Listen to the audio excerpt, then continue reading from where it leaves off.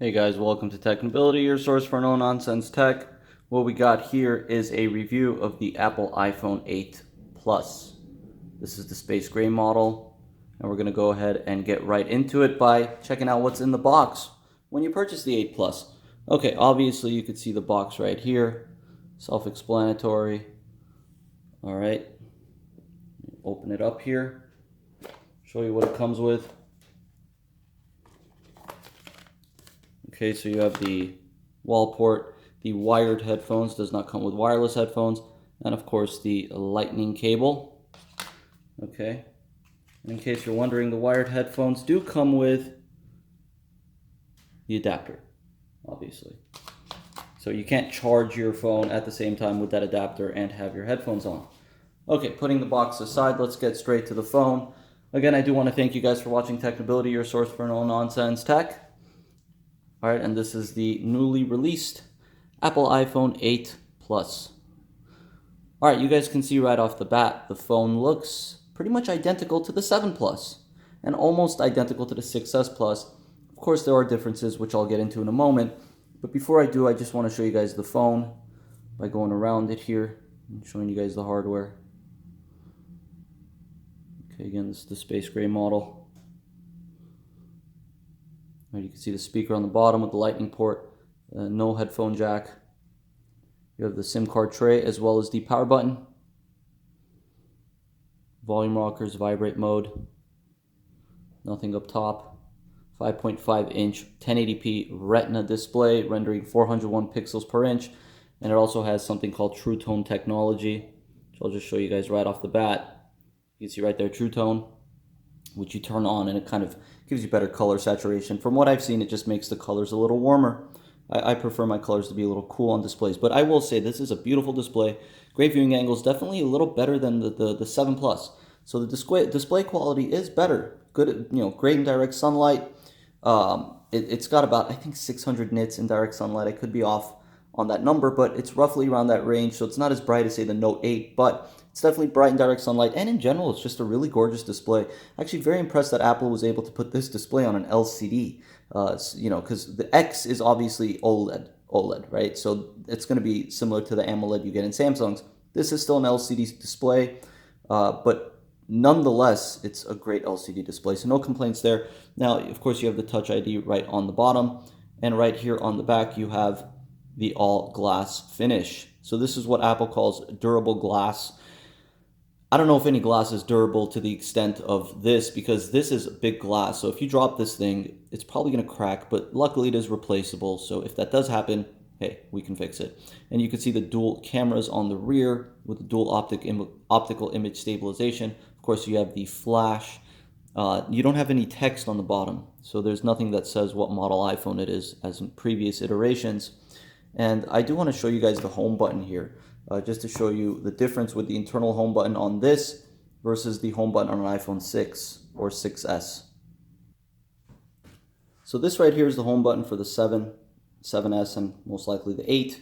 As you can see, it's literally just a button connected to the flex cable that in turn connects to the logic board, or connects to the screen, which then connects to the logic board. So it doesn't have any clickiness to it. Whereas with the 6S, you could see it actually does have a clickiness to it. So you don't really get a clickiness here. It's all taptic feedback. So that's where it comes from. So you're not actually clicking anything. It's from their Taptic engine, which is actually really great. And also works across the board here with the phone. So if I was to just long press on an icon, for example, you get a variety of different options. Same thing for photos. You could long press, or if you go on a photo, for example, and just do this, you could share it and do whatever else it is that you like by just swiping up, copy, share, favorite, show photos from this day, delete. Okay, so going through the software, it's iOS 11. I'm just going to do a quick software overview here. I'm not going to make this video too long, guys, but you could see iOS 11, similar to any iteration of iOS 11. You could say I could turn True Tone on, and again, it makes the colors a little bit warmer, and it says automatically adapt iPhone display based on ambient lighting conditions to make colors appear consistent in different environments.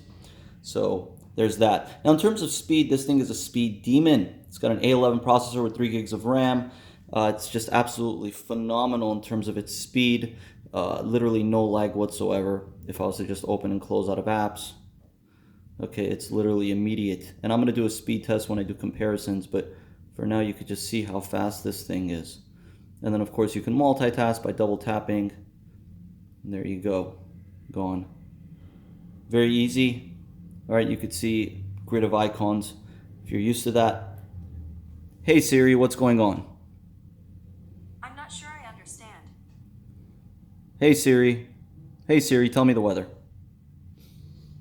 Here's the forecast for today. Very improved Siri, fast, immediate responses. What is 6 times 6 minus 3 times 2 to the second power? It's 30. Set reminder, do something tomorrow fun. Okay, I added it for delete this reminder. And you can just remove it. How old is Benjamin Franklin? Well, Benjamin Franklin died April 17th, 1790. So very responsive and immediate with Siri that's upgraded with iOS 11, as well as the fact that this thing is an A11 processor, 3 gigs of RAM, so it's super fast. Okay, so let's go ahead and look at some of the apps. You can see the calculator here. All right, you have your weather application right here. So there's your weather application. Okay, and then you have a multitude of different apps like extras. You also have files, so you can access certain things that you download. Now let's go ahead and look at the camera. Okay, so the camera is absolutely phenomenal on this device. I love iPhone cameras in general. They're just quick shutter speeds. The flash is super bright and just very, responsive with what you're taking a picture of. Of course, the dual lenses help. Video quality the same. You got 4K video recording here. So you can record in 4K if you like. And you can see how this looks. So we're just going to go ahead and record some video, and I'll be right back to show you guys the video that I recorded. Now basically all I have to do is click right here. I could play the video. Of course you can also do the landscape mode, but... Alright, this is 1080p video here with the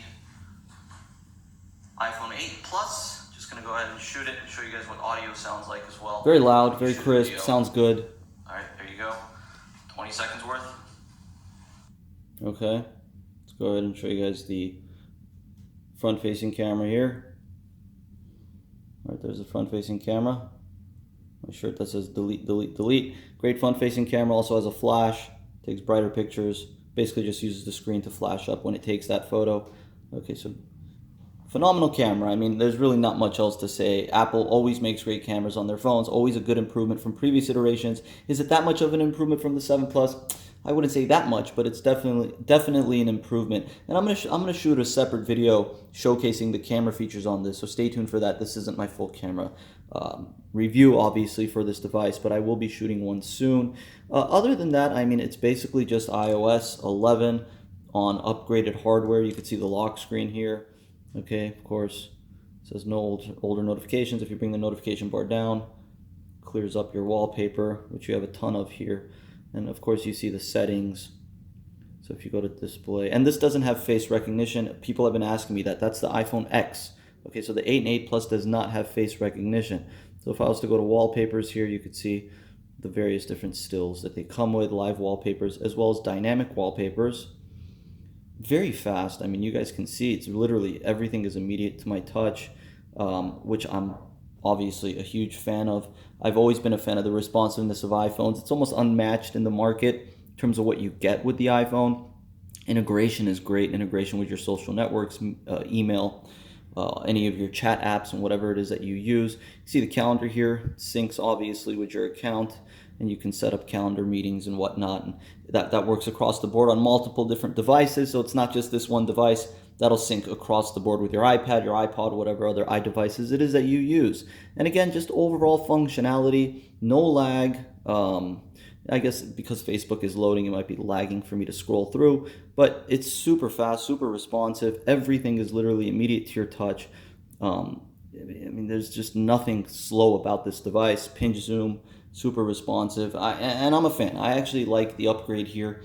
I like the back glass. It may be a fingerprint magnet, and it may be, ready to crack at any moment, but it is definitely a fast, sexy device. There you guys go. This is the iPhone 8 Plus. Stay tuned for comparisons. I'll be posting those soon. Thank you guys for watching. I'm Berj. Have a good one.